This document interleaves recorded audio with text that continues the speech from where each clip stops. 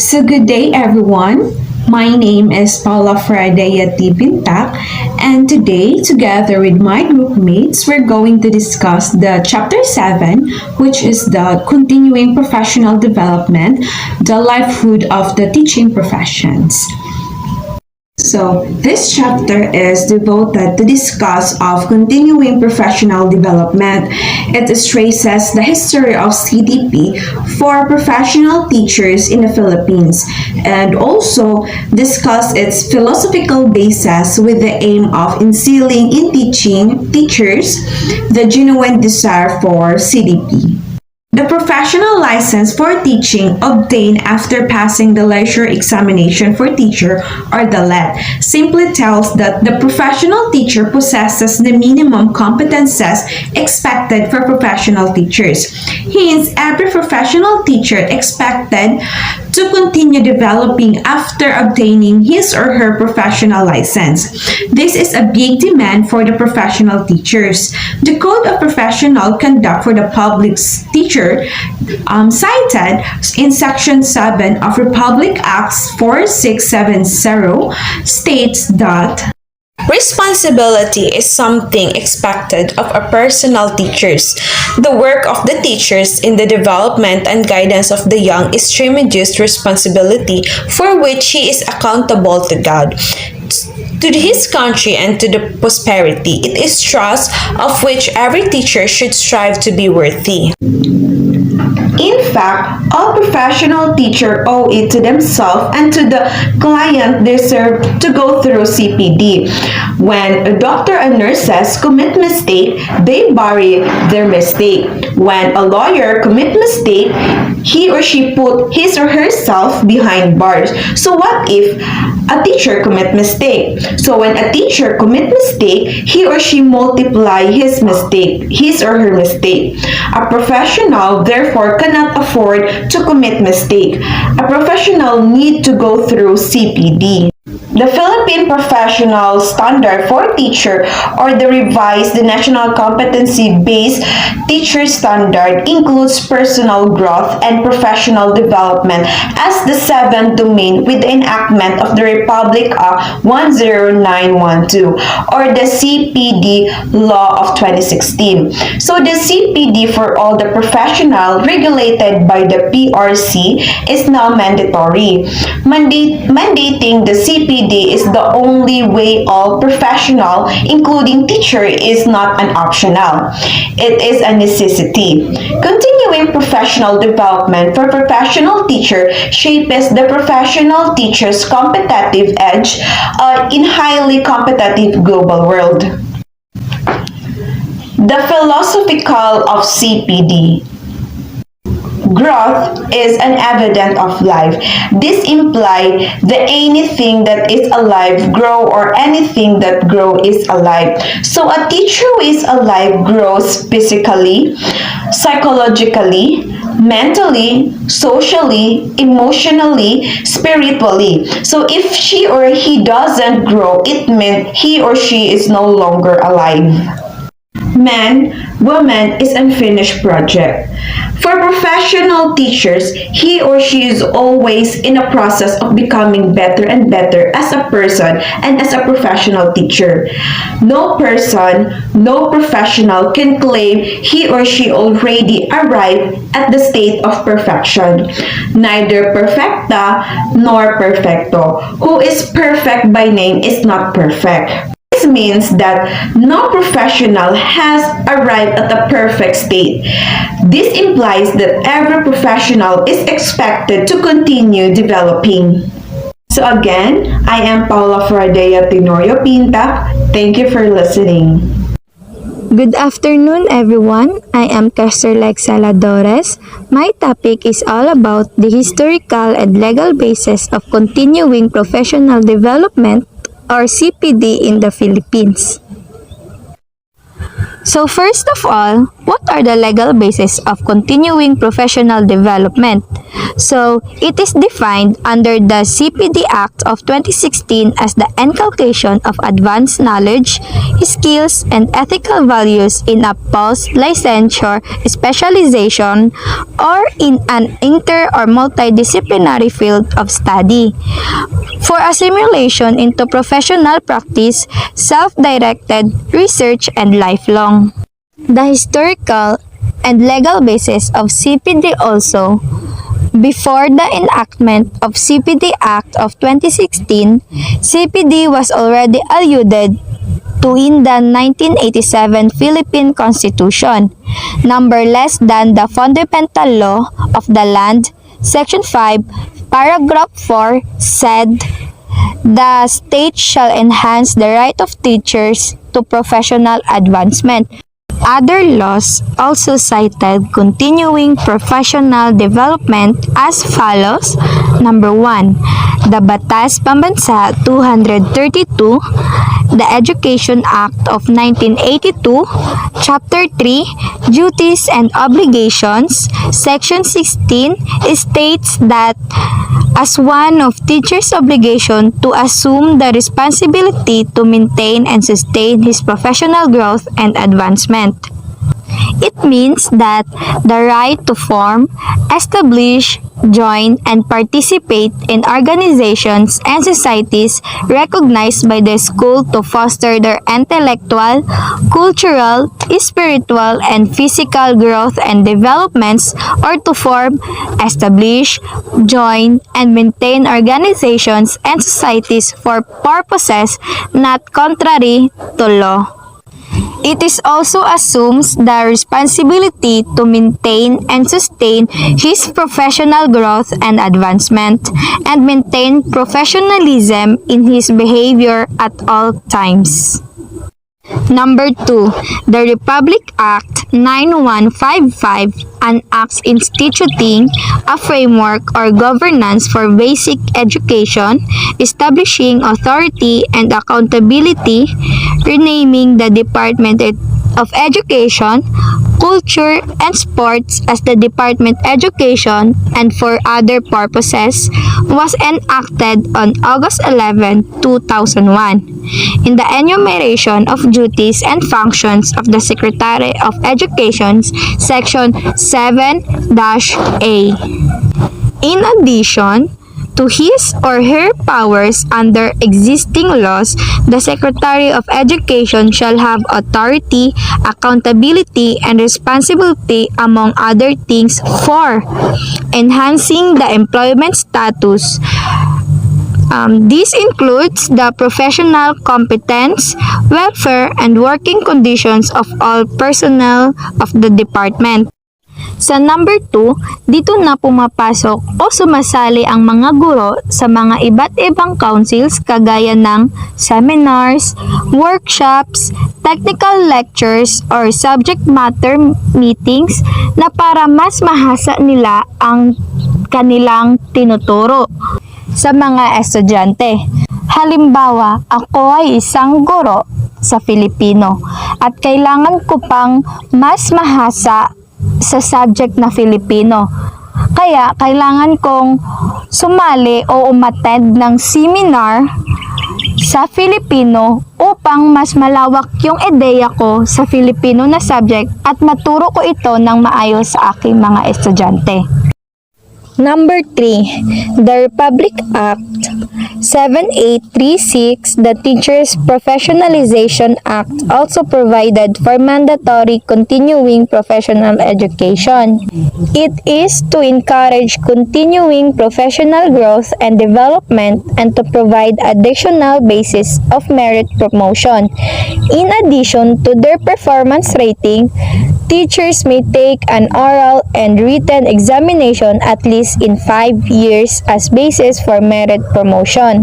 In taking this examination, no fee shall be required. It includes or it states under the Section 19 Periodic Merit Examination of Teachers. But unfortunately, due to lack of funding, the merit examination has not been implemented up to writing time. Number 4, the Board for Professional Teachers or BPT also passed Resolution number 435 Section 177 to adopt the Code of Ethics for Professional Teachers pursuant to the provisions of paragraph Article number 2 of RA 7836, otherwise known as the Philippine Teachers Professionalization Act of 1994. This Code of Ethics states, every teacher shall participate in the continuing professional education or CPE program of the Professional Regulation Commission and shall pursue such other studies as well as improve his efficiency, enhance the prestige of his professions, and strengthen his competence, virtues, and productivity in order to be national and internationally competitive, states in Section 3, Article 4.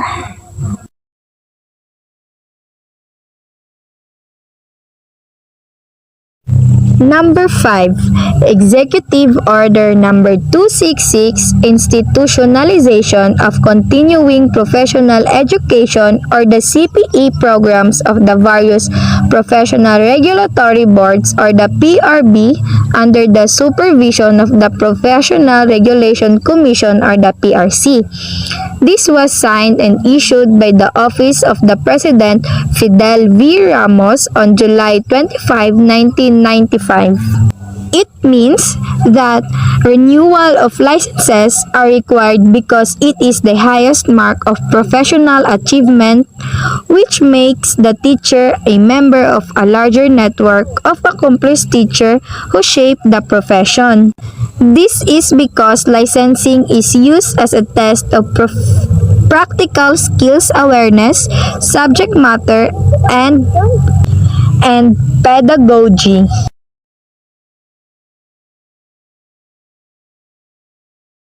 Number 6, the Republic Act 10912, Continuing Professional Development Act of 2016.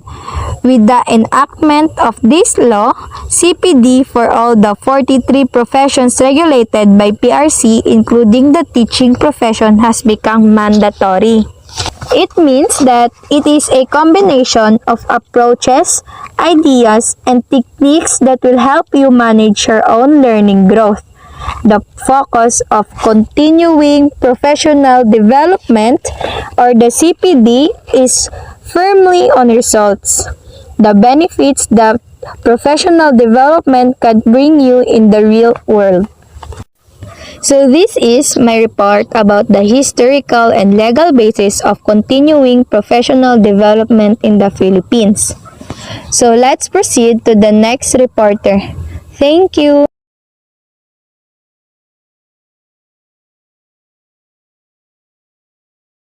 Republic Act Number 10912, also known as the Continuing Professional Development Act of 2016, is a combination of approaches, ideas, and techniques that will help you manage your own learning and growth. CPD supports teachers' learning from initial teacher education, right through headship, to enhance their professional competence and maximize their potential. And also, teachers can expect to receive advice and be encouraged to undertake approved courses of study. They can identify their own CPD needs at any time.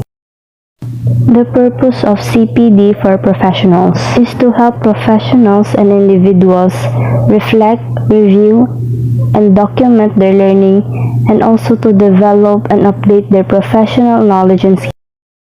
Article 1, Declaration of Policy. It is hereby declared the policy of the state to promote and upgrade the practice of professions in the country, The state shall institute measures that will continuously improve the competence of the professionals in accordance with the international standard of practice. Number of CPD units required. Article 3, Section 10. The CPD is made as a mandatory requirement in the renewal of professional identification card of all registered and licensed professionals. Professional Teachers Group based on the Professional Regulatory Board for Professional Teachers Resolution Number 11 Series of 2017, the following credit units are required. You may think that once you've landed your dream role and you're comfortably in your groove, that you don't need to worry about anything else. You can sit back and relax. However, you may think again, as you could end up logging behind your colleagues who might have CPD experience. So what does CPD means? CPD stands for Continuing Professional Development. This CPD essentially ensures that you continue to be proficient and competent in your profession while also furnishing you with essential skills that could help you progress with your career. It is not just a one-stop shop, either it continues and develops throughout your career. So a while ago, my groupmate discussed about the numbers of CPD units required. And for the continuation of the topic, I will be discussing ways by which professional teachers can earn credit units, since credit units are very important, especially for qualifications, applying higher positions, and so much more. So, CPD credit unit can be earned in 4 ways. First is the professional track. This includes training provided by the CPD providers accredited by the PRC. You can earn credit units as a participant to training approved by the CPD Council. You can earn more credit units if you serve as a resource speaker, trainer, or demonstration teacher. So, when you finally reach your dream, it doesn't mean you're going to stop there. It is like a book with different chapters with different improvements of yourself. In professional track, you can earn credit if you're going to participate in trainings related to your job that has been accredited by the PRC. These credit units are valid 3 years prior to the renewal. So, here is the general matrix of CPD activities. So, included here are the numbers of units you'll be earning if you'll participate on the said program or activity. Just like the program resource speaker, if you're going to engage in this program, you can earn 3 credit unit per hour. So, the supporting documents that you need to comply when you're applying a job is you should prepare the photocopy of certificate of appreciation with date and number of hours. Same goes with the program panelist reactor, program facilitator moderator, program monitor, in-service training. Next is the academic track.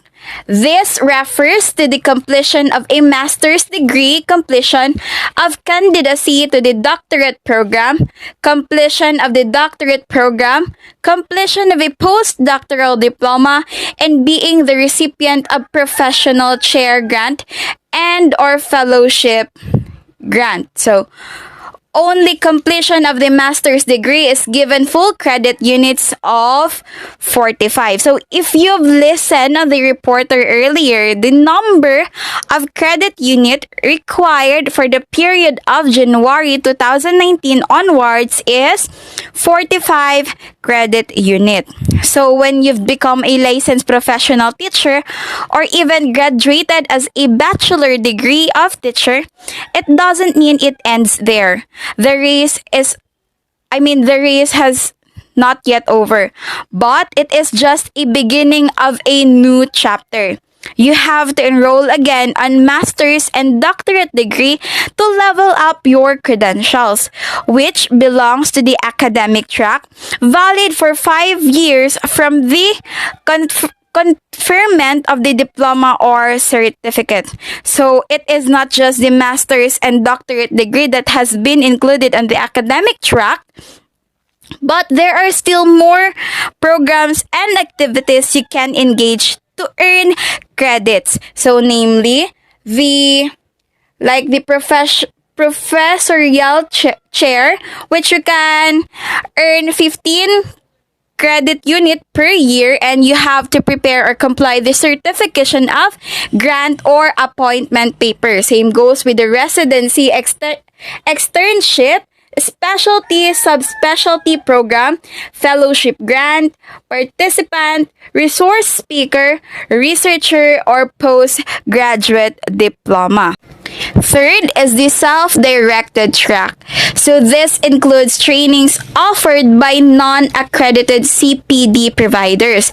It refers to learning activities such as online training, local international seminars, institutional company sponsored training program. So this is the third. The third is the directed track. In directed track, it is where you can engage and participate in trainings offered by non-accredited CPD providers. So even if it is not undergo the CPD accreditation, but may be applied for and awarded CPD units by the respective CPD councils.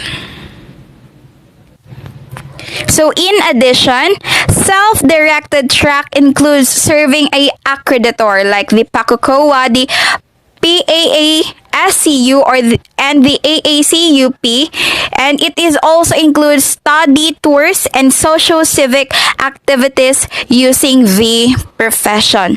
Lastly, the productive scholarship. The professional teachers has developed program trainings, modules, curriculum guide, or any other resource material.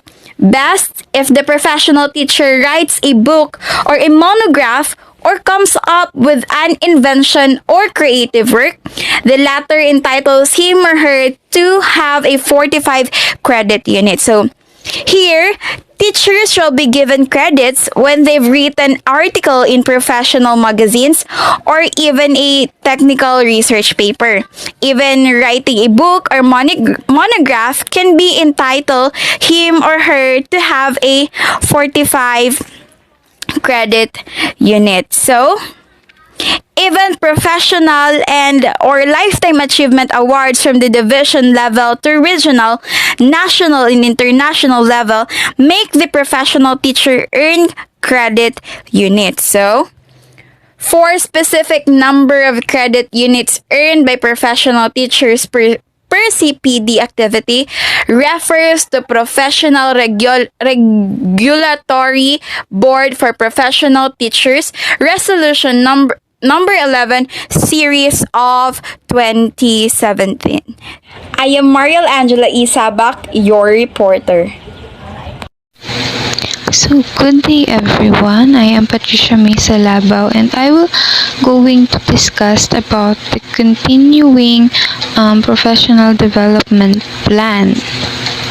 A proof of a profession teacher is through his or her formulation of CPT plan, kung saan sinusunod nila ito not only because they are monitored or not monitored by a superior, kundi dahil they also wanted to monitor their own.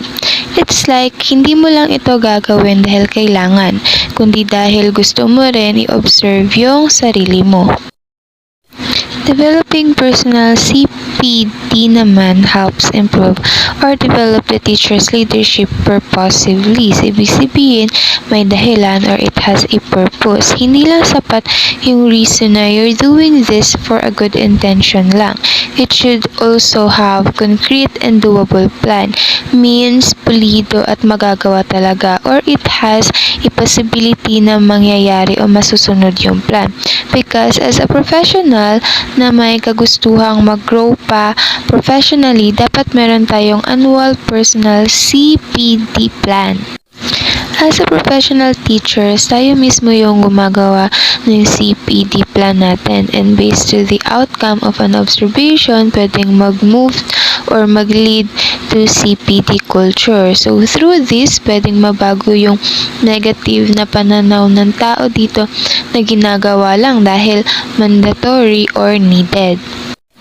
In this slide, hinihintay or hinihiling na lang na sana time will come na maging open yung isipan ng mga professional teachers na i-engage yung sarili nila to CPD kung saan dapat magkaroon ng initiative or kusang paglahok, hindi dahil mandatory but as a way of something they owe to themselves at bilang isang professional at para na rin sa serbisyo nila sa public.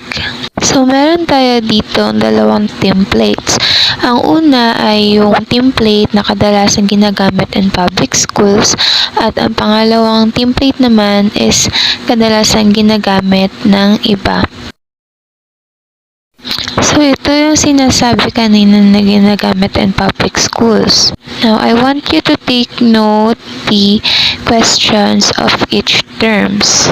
Kasi gagamitin natin yan to compare this template sa pangalawang template. So, sa objective, it is asking kung ano nga ba yung pwedeng i-enhance, while sa methods and strategies is yung activity na pwedeng i-undertake, and then the resources, kung ano yung pwedeng gamitin, then time frame, ano yung expected mo na ma-accomplish, and the success indicator or yung meron bang na-enhance or performance sa students or yung parang kumbaga result.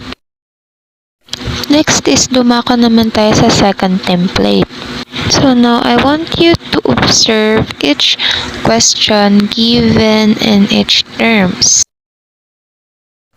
So as you can notice na pwede nating makonclude that they are basically the same based dun sa mga sample questions. The different terms used actually refers to the same, and each questions are basically asking the same things. Now the question is, which template to use? So the answer is, it is up to you. Pero to those people na interested na magtrabaho under DepEd, it is recommended or advisable na gamitin yung IPPT format or yung first template na ipinakita kanina. Hi everyone, I am Daniel Peñas, and today I will be talking about joining professional learning community or communities of practice. So, professional learning communities or PLCs is a powerful collaboration in which teachers work together to analyze and improve their classroom practices in a systematic way. Let us now learn from the CPD practices of high-performing countries just like Singapore and Finland. In Singapore, they are the first one to institutionalize PLC. They have a learning organization, and the teacher was entitled to 100 hours per year of optional training and at least 1 hour per week to engage in PD initiatives. For PD, Singapore has teacher or the researcher networks. Second is lesson study and other form of learning circles. So the CPD in Finland was very short and simple. The teacher was only plan and develop their curriculum. So that's all for Finland. CPD in Japan was known in lesson study. Teacher and lesson are being observed. They also have the theme and frequency. Also the public research lessons. In New Zealand, the Ministry of Education kay naghatag of funds or 20% release sign for the new teacher. Also 10% for the second year teacher. Also in New Zealand, observe and confer. This means that the mentor teacher spend time to observe and confer to the new teachers. And that's all. Thank you. Hi everyone, I am Raven P. Salazar and I am going to discuss the characteristics of effective CPD. Based on the professional development practices and experiences of high-performing countries, we can say that a CPD that works is: first, continuous. A CPD must be continuous, thus the word continuing professional development. A professional does not stop developing or else he/she rots. Stagnant water becomes putrid. From the word itself, continuing professional development. As a professional, you should not stop developing because day by day, a professional should learn or else you will be a stagnant water becomes putrid. In other words, yung mga learning mo ay hanggang doon na lang and hindi na siya magde-develop. From the word stagnant is hindi na siya nagfo-flow, and if hindi na nagfo-flow and wala ng development, it will become putrid or mabubulok na lang ito. So a professional won't settle for less. Second, a CPD must also be collaborative. Thus, the need to be part of a PLC, a professional learning community. It was Helen Keller who said, "Alone we can do so little, together we can do so much." So, collaborative is like two are better than one. Because if you are in a group work, your tasks will get easier if you have an allies or company with you. It will be easy because you can work together and help each other to do so much things, because I believe that unity and teamwork is the key to success. Third, a CPD must be focused on a specific teacher need. It responds to a need and so is highly relevant to the teacher. A CPD that is prescribed by higher officials does not necessarily respond to teachers' need. So if a company needs a specific teacher, yun lang ang ipapadala or yun lang ang kanilang kukunin na relevance sa needs ng company in a specific field. Fourth, job embedded. If CPD is job embedded, it becomes even more relevant. The teacher has not be removed from the workplace for CPD, so there is no work disruption. What the teacher is trained on is exactly what he/she does. Yes, a teacher is exactly trained on what he or she does. Because a teacher is not just a teacher, they have that kind of attitude or traits that makes them different. For them, it is not just a job, but it's their passion to drive them exceed their limits in a professional way, and for the benefits of everybody. Fifth, given enough time. Quality CPD demands adequate time. Quality time spent for CPD ultimately redounds to improve teaching for the benefit of learners. And based from the past presenters who tackled about the time of a teacher in teaching, and it spans 6 hours and does not exceed for 9 hours. Yes, that's true. But a teacher spend more time to improve their teaching skills for the benefits of their learners. Sixth is funded. CPD with support funds is definitely better than one without. Of course, it should be funded to give back their sacrifices and hard work that they offered for their job. That's all for the characteristics of effective CPD. Thank you and God bless.